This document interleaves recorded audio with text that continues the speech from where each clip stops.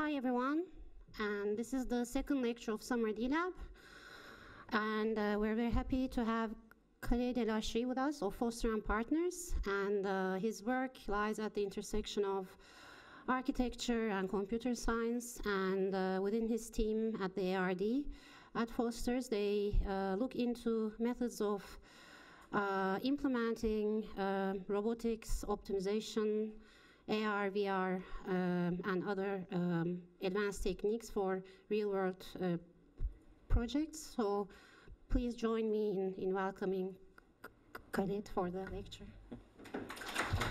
Thank you.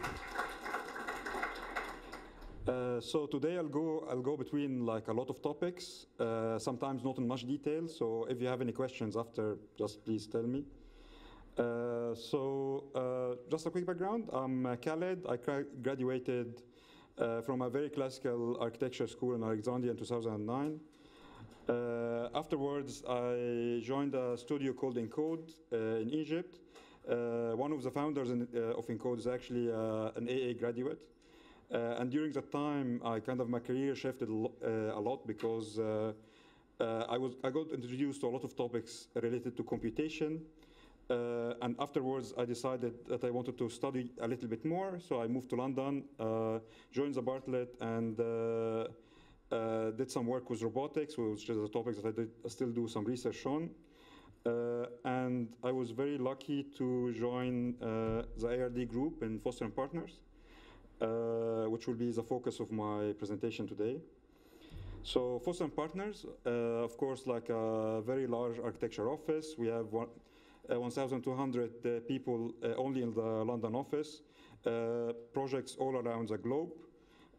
And compared to the size of the office, we are quite a small group. So we're only 10 people, but we cover a lot of expertise from like machine learning, complex geometry, robotics. And then what we do is the way the office works is like he can all the time any of the projects can come for us with a question, and then we can see like a solution for it. So how did this all start? So I'll go back a little bit. So the British Museum, this was like in the mid-90s. So this project was quite complex because it wanted to go from like a rectangle to a circle in the middle, and the circle is also shifted, so it's not exactly in the center of the rectangle. In order to achieve this form, like the office contacted Dr. Chris Williams, who was like a very famous mathematician and structural engineer in the University of Bath, who wrote the algorithm for the dynamic relaxation that could get this form that can look very, very smooth and effortless, and get like the transition very nicely between the boundaries. And afterwards, like the office wanted to have this kind of expertise in-house. So one of the first projects that the office worked on, was the Gherkin. Of course, everyone knows about the project. What I didn't know when I joined the office is actually the project is designed in Excel. So this predates any of the BIM or like generative softwares that we have now.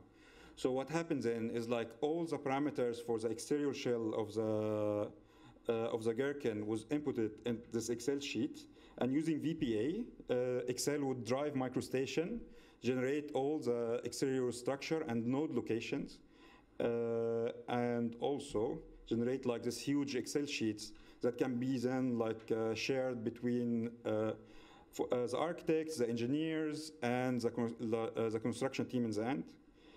And the project kind of ended up pretty good, I would think. So moving forward with the Smithsonian. So the Smithsonian is a very famous museum in the US, and they approached the office to do another roof on their courtyard, but at the time you couldn't touch any of the surrounding architecture.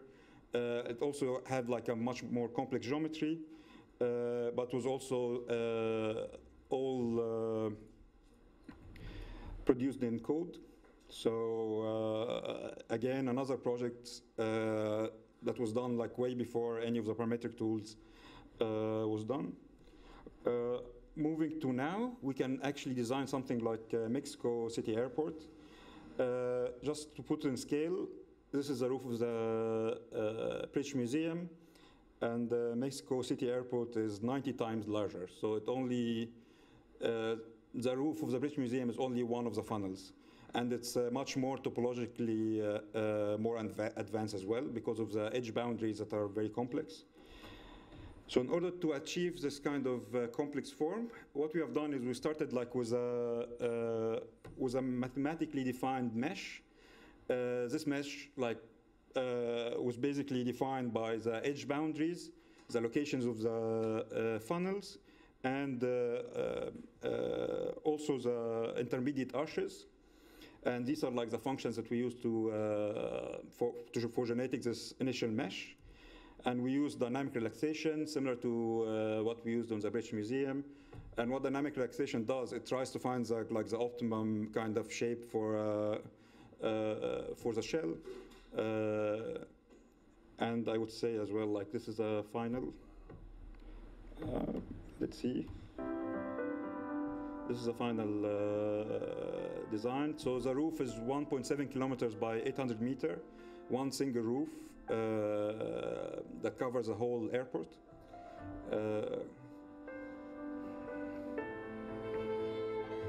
So as you can see, by time, we're always like getting like more complex projects. Also, the kind of the base concept is the same. Moving to another project that we worked on recently as well. This is UAE Pavilion in Milan Expo. And at the time, the UAE approached the office for the pavilion because it was quite an important one, because the UAE would do the Expo 2020. They're going to like show their concept and so on from Milan at this year, so it needs to be like quite special. And the idea was like bringing the desert to Milan. And we started with like some ideas about scanning the desert and trying to figure out how we can do this pattern on the walls. But what we ended up with is using something called reaction diffusion. And reaction diffusion is a way to like generate this kind of patterns that resemble how the sand dunes work. But at the same time, we were able to control the edge boundaries condition of each of the panels, which mean we can tile them. I think you can see it now. So you can control where all of the patterns are ending, which means we can produce a lot of them that can tile next to each other, and then we can like interchange them, move them, and they will still like fit. For the outside panels, we had a problem with the number of molds, because each mold need to be used up to 7 times, and we can't just produce like a special mold for all of the facade. And each mold is a combination of an arc and a pattern, because like all of this is curved. So what we used is called a multi-objective optimization. And what it does, we optimize against like multiple objectives. In here, it was like we want to reduce the number of molds, and we wanted to have, and we didn't want to have any of the patterns repeating next to each other. So as you can see here, from the top, you start from a random allocation of patterns, and then you can see the red is where like the patterns that are similar are next to each other. And after a while of running the optimization, you start like the patterns are like distributed better, and then you have a wall that looks very random, and when you see it, you don't see any of the repetition. We generated like the panels are all directly generated from our model. They all were produced in China. And then put in a container, and then put together again in Milan. We were very proud as well by the quality of the finish that we had, because on the left this is the sand dunes, and on the right is our panels.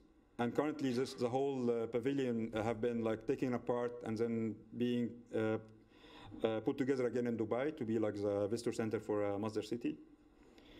One of the recent projects we worked on as well is the chapel and one of the Vatican chapels in the Venice Biennale. And what was challenging about this project was a time frame. So it was a very short time frame, only 3 months before the projects need to be put together. And what we have done is we became in the middle of all of the stakeholders, so between the designers, the structural engineers, and the construction team, and we produced the model that everyone can input their criteria in, and then review it very quickly instead of like just going between each one individually and then losing time only in the reviews. And I think the project have been praised a lot after I've been put together. One other project that I've been working on for the last 2 years this is a mobility pavilion in the next Expo 2020. It's currently on site. We did a lot of work on the process because what we've done is like we from the start of the design after the concept phase, we wanted to make sure that we'll be able to fabricate all the facade was like a certain quality. So we produced the model that we still use till now since the beginning of the design that produced maybe 50 or 60 iterations of the facade in the meantime. And hopefully soon I can show the whole process because they're like putting together the facade on site. So I will move on to some of the more interesting stuff we do. So like the process of design is always evolving and we're always interested in the tools we use as well as designers. So I really like this picture of the office. I think this was like in the early 90s.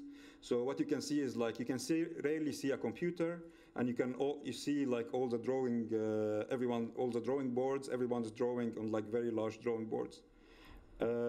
This was in the early 2000s, and you can see like we have lot more computers, but also a lot more paper. So paper was still there, tons and tons of it. And moving to now, we see less paper, more screens. So the medium is kind of changed. How we share information also changed. So what's next? The foam model is still quite an important part of our design process, especially in the early concept stage. And the problem with like the foam model is the iterations are very slow because you need to put a model together, you need to digitize it, you need to send it to us for analysis, and then get the results back. And that means I get the result after 2 or 3 days. And by that time, actually the projects have moved forward. So how can we get this process much faster, for example? What we have been working on for a long time is a way for the designers to get like feedback very quickly. So this is actually one of the first iterations for if it starts.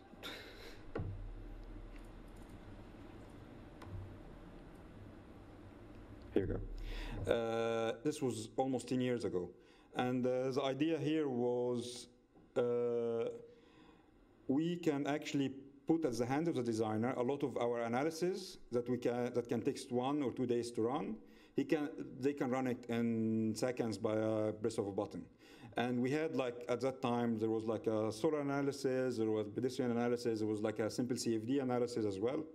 And this means that the designer can take decisions very quickly because he can roughly know if his design is going to work or not. Again, this tool evolved and we wanted to go back to the physicality of a model. So we linked it to a physical model, and you can actually move all the buildings in here, and then they get detected. You get a digital representation of it, and then you can run multiple options and compare between them. And I'm going to move to the last iteration, which was actually designed by my colleague Stam, who's in the he's just sitting right there.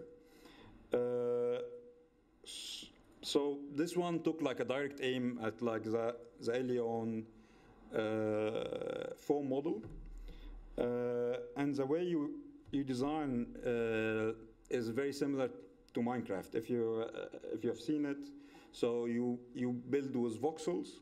You have different uses. You start building your model, figuring out like how much you need from each one of the uses. But the difference is, if I can play it as one, is you can also run a lot of analysis in real time.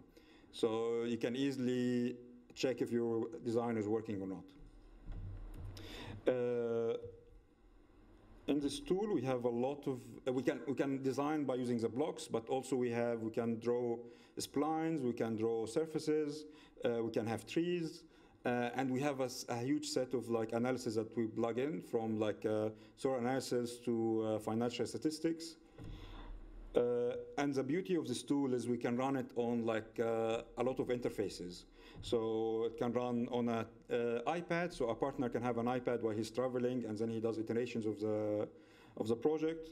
It can also run in VR, and this is, if you see on the right here, is one of our senior designers working directly in VR,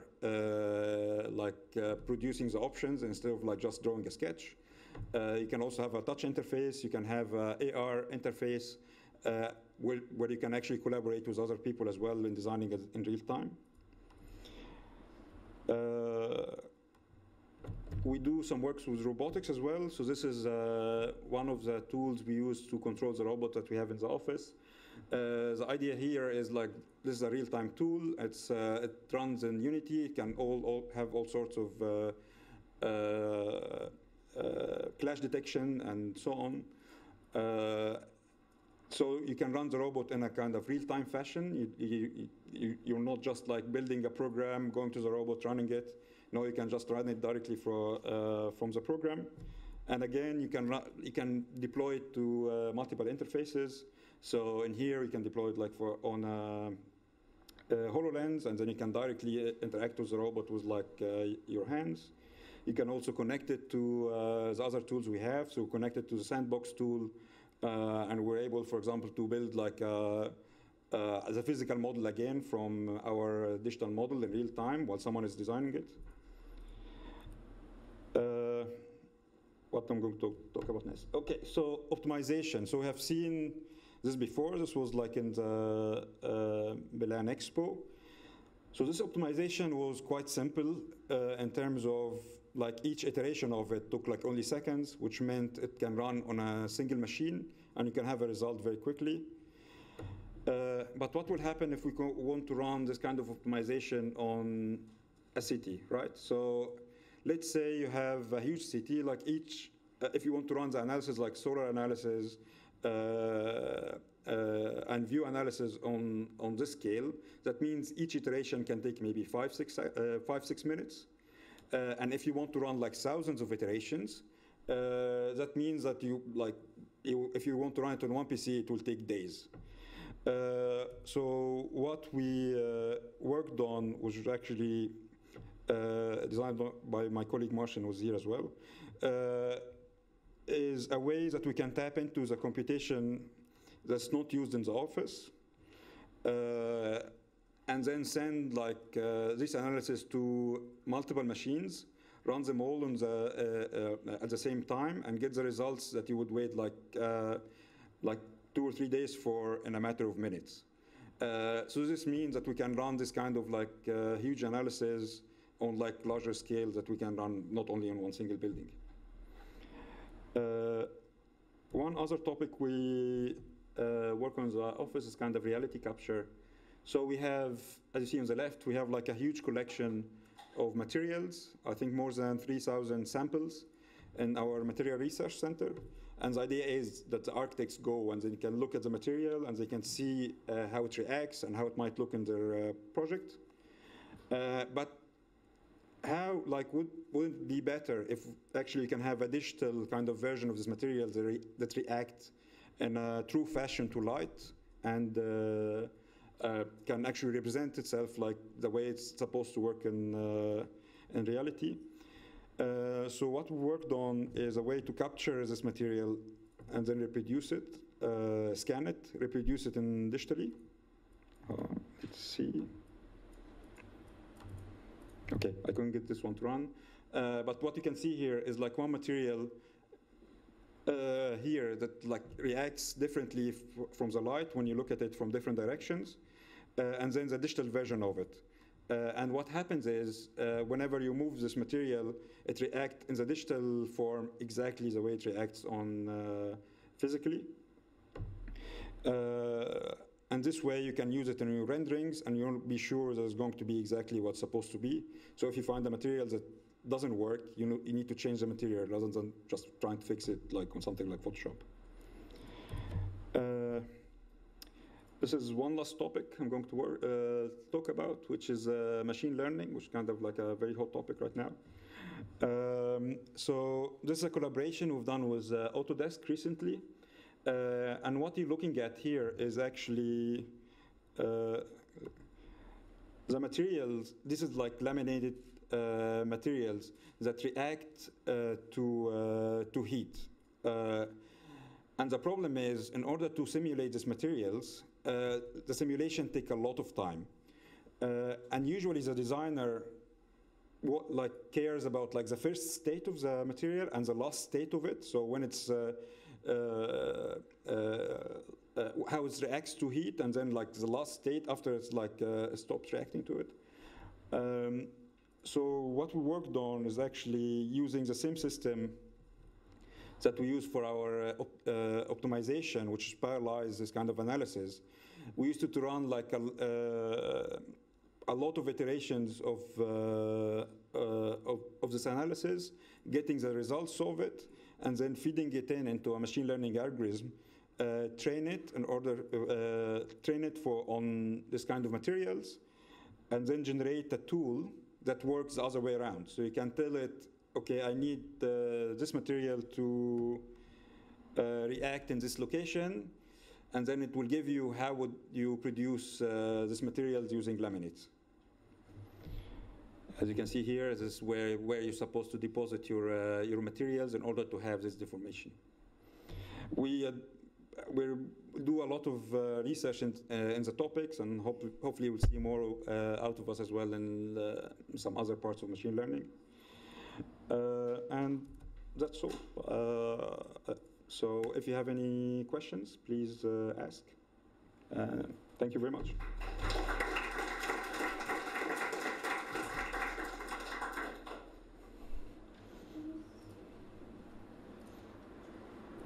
Yep.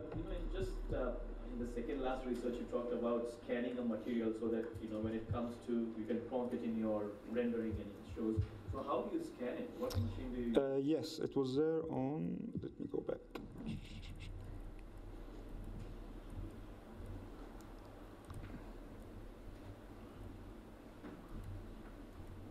Here we go. So this scanner here.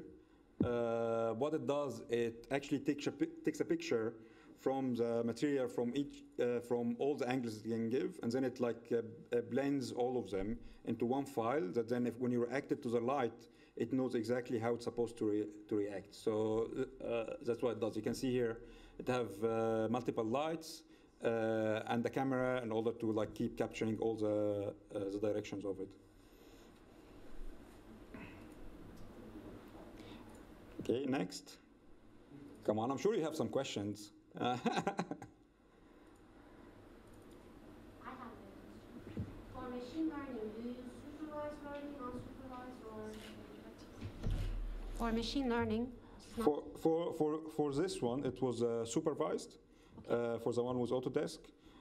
I mean, we usually, it depends on the task, right? I mean, there's a lot of interesting work with supervised learning that we're trying to tap into. But again, it depends on the task. If the task would require unsupervised, then we will use whatever the task needs. How do you think the office is going to look like in 10 years? Well, 10 years is a long, long time. Maybe in 5 years, maybe you can detect it a little bit more, but definitely like AR, VR is going to change a lot, like collaborative design, like VR is having like lots of jumps. So if you get the haptic feedback to work nicely, not only the way we design is going to change, but the spaces we design is going to change as well, because you won't need like a huge meeting room anymore if everyone can just run from their house, and then everything would change then as well. But definitely like AR, VR, and like this kind of new interface is going to change how design work a lot, I think. And we keep like an eye of all of the stuff coming up in this space.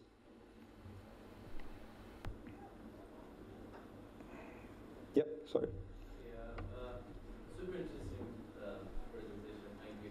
I have a question about the nature of ARD within the Foster, and how, like, for example, a department has a problem, they come to you and you try to solve it. How does it work, the workflow within the firm? Yep, so the office, like inside the office, we work as a consultant. And like this is us, this is environmental engineering, structural engineering, because the office actually have a lot of expertise in-house. So we can have a project from A to Z all in the office. So what happens is like the partner in charge or the team will come to us, and we will work with them like as a consultants, as a specific part that they ask us for, and then they will go on and continue with their work. Some other projects we work on long term, like Mexico Airport, like the Mobility Pavilion, which will start early on because the team knows that they're going to have like a problem that they would need like some innovative solution for. And then we work on it like from A to Z, and sometimes one of the teams will go and sit with the design team for a while, and then come back and join the ARD again. Do you, for example, accept projects from outside of the office? Currently, no. We only work internally. To be honest, we're overworked as well, so I don't think we'll have any time. What we do externally is collaborations. So we do a lot of collaborations in terms of academia, with other universities, with other bodies. Then we can exchange expertise, and then if we have like a similar goal in the end.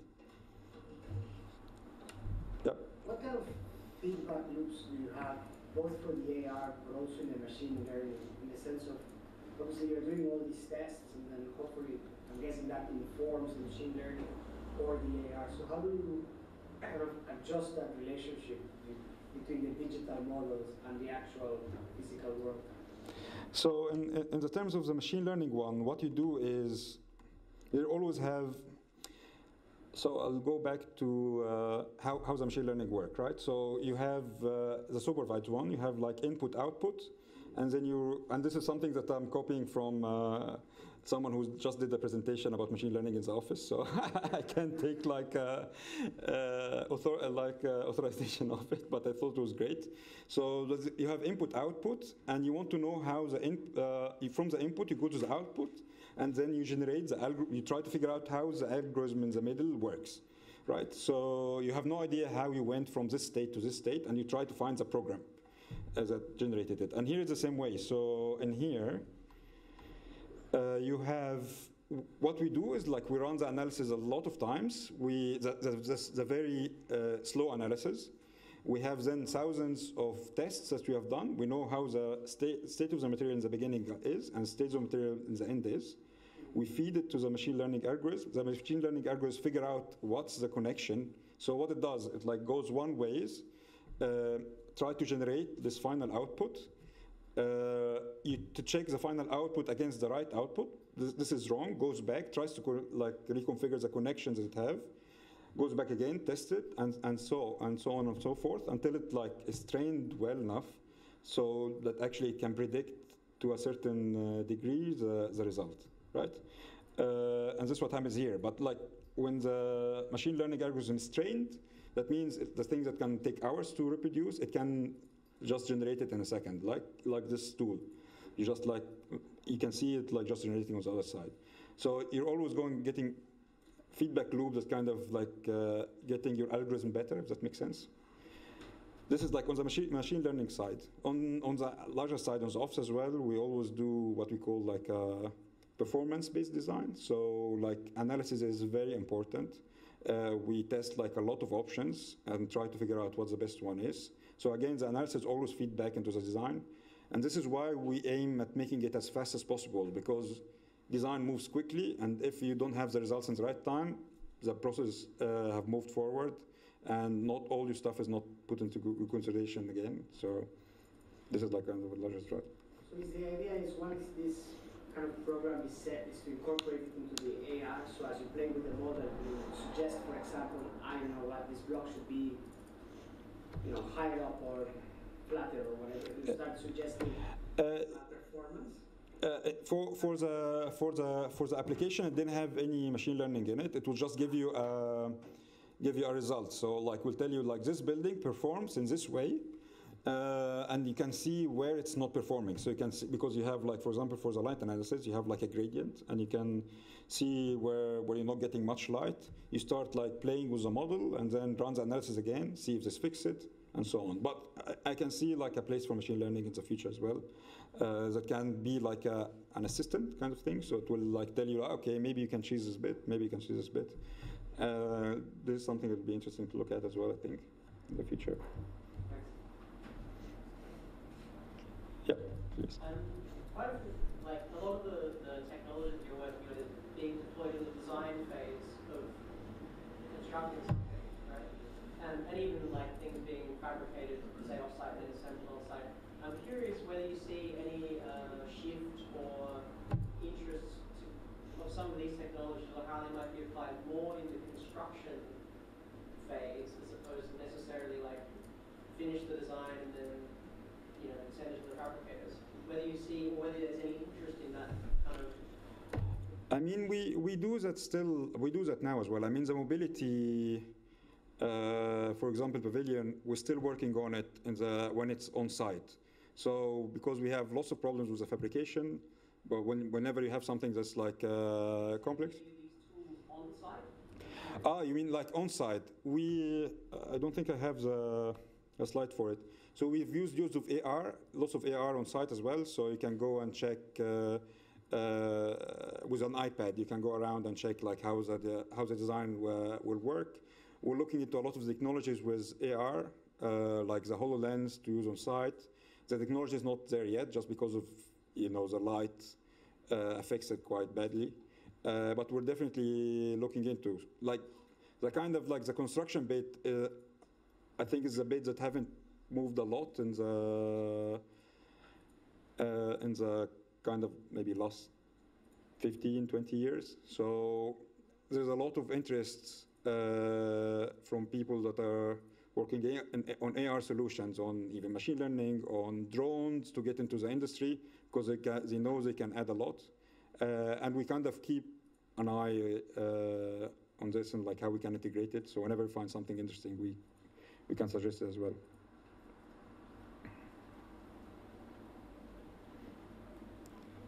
Cool, that's all? One last one? What is the specific application of this machine learning example? These sheets are they scalable? Are they big? Can you expand a bit more on this? I'm not exactly sure if they're scalable or not. I think there were a specific size. I can double check because Moshe is just there. He can also talk about it more. But with this kind of materials, I don't think it's scalable. I think you test for a certain size, and then it behaves in a certain way. The material, when you get it bigger, you need to train it on larger set. Is this true, Moshe, or I'm like? That was like the initial phase of the research. Like the first phase was to actually check whether we can build a machine learning model which can learn those kind of behaviors. And the tests were done on a very small sample size. And now, like in the next phase, we'll try to scale it up, because the application for that is we want to use it to build like a passive actuated facade system. So that's the the goal, and but that what Khaled showed was just the first step.